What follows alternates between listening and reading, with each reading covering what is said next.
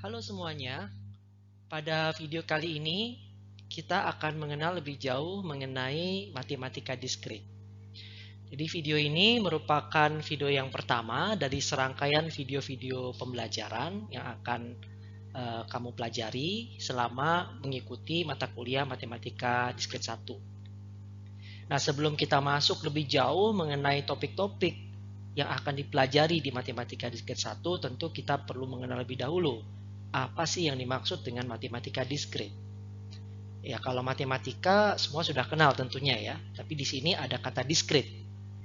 Dan perlu kita pahami apa yang dimaksud dengan kata diskrit tersebut yang dipelajari nanti dalam mata kuliah matematika diskrit ini. Nah, matematika ini sudah kita pelajari bahkan sejak di tingkat sekolah dasar ya sampai tingkat SMA. Banyak cabang-cabang matematika yang sudah kalian kenal, misalkan kalkulus ya, di mana kalian belajar mengenai turunan, integral ya.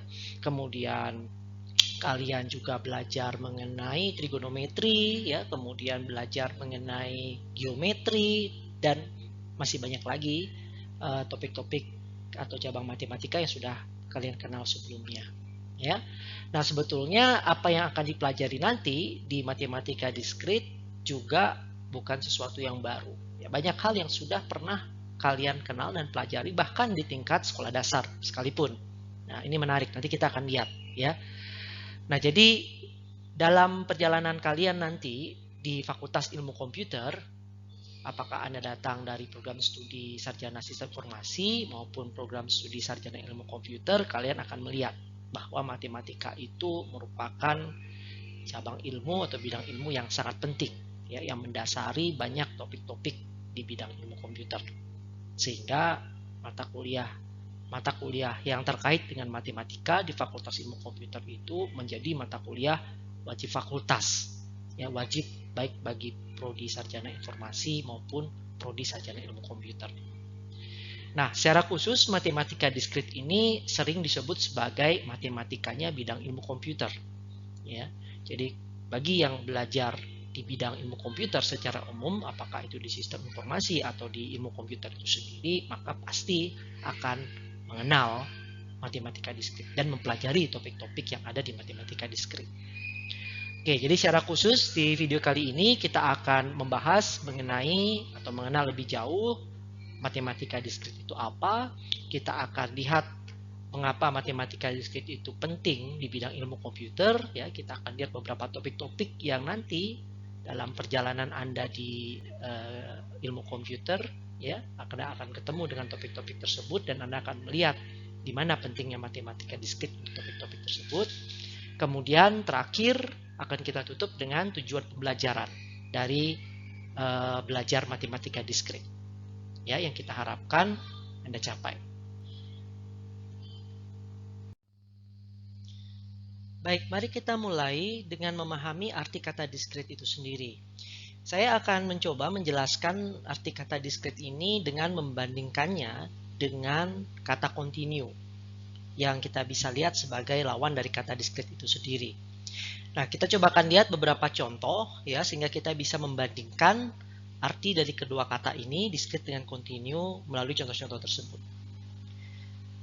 Yang pertama, mungkin kalau kita bicara tentang musim yang ada di Indonesia, maka kita bicara mengenai sesuatu yang sifatnya diskrit.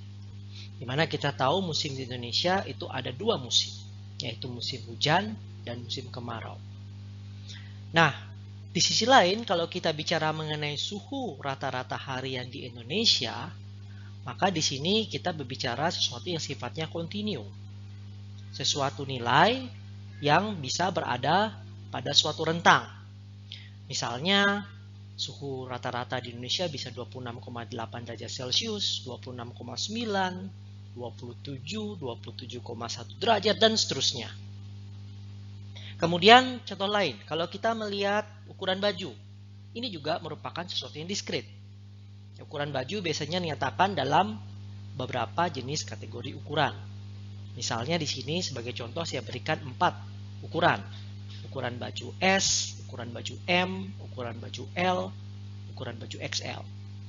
Tapi kalau kita mengukur tinggi badan seseorang, maka ini bisa memberikan kita nilai-nilai yang sifatnya kontinu. 155,7 cm, 155,8 cm, 183,4 cm, dan seterusnya. Ya, Anda bisa menyebutkan ukuran tinggi badan tertentu. Ya, nah, mungkin dari dua contoh ini mulai terbayang sedikit apa yang dimaksud dengan diskret, walaupun kita tidak mendefinisikannya. Ya.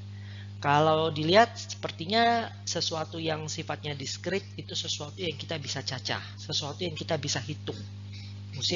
Musim yang ada di Indonesia ada 2 musim, gitu kan? Jadi ada musim hujan, ada musim kemarau. Tapi kalau kita bicara suhu rata-rata harian di Indonesia, kita tidak bisa serta-merta mencacah suhu-suhu tersebut.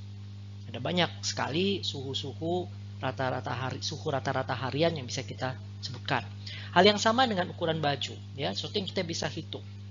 Jadi ada 4 ukuran baju, misalkan dalam contoh saya tadi S, M, L, dan XL. Tapi kalau tinggi badan memiliki nilai yang bisa bervariasi. Ya, jadi ini adalah 2 contoh yang bisa kita lihat.